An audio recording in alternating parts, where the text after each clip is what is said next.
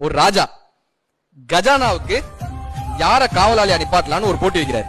இப்ப இந்த கஜானாவுடைய கதவை காமிச்சு, இப்ப இந்த கதவுக்கு சரியான சாவியை யாரு கொண்டு வராங்களோ அவங்க தான்ப்பா கஜானாவுக்கு காவல் அதிகாரி. இப்ப தூரத்துல இருந்து ஒருத்தன் பாக்குறான், இந்த கதை வந்து இந்த மாடல்ல பண்ணிருக்காங்க, இந்த கதவை எப்படி பண்ணலாம், இதுக்கு சாவியை எப்படி கிரியேட் பண்ணலாம், இந்த சாவியோட டிசைன் எல்லாம் வரைஞ்சிட்டு சாவியை சேர்த்து ஒரு ஆள் போனான். ரெண்டாவது ஆளு கதவை பார்த்தான், இது எப்படி உடைக்கலான்றத பார்த்தான். இந்த சுத்தியில எடுத்துட்டு வந்தோம்னா இப்படி அடிக்கலாம், இது எப்படி அடிக்கலாம், கதவையே தூக்கிடலாம். ரெண்டாவது ஆளு சுத்தியில ரெடி பண்ண போனான். மூணாவது ஆள் கொஞ்சம் கிட்டக்க போனான், கதவு கிட்டக்க போய் அந்த கதவை தொட்டான் சார். தொட்டா கதவு திறந்துருச்சு. கதவை அங்க பூட்டவே இல்லை.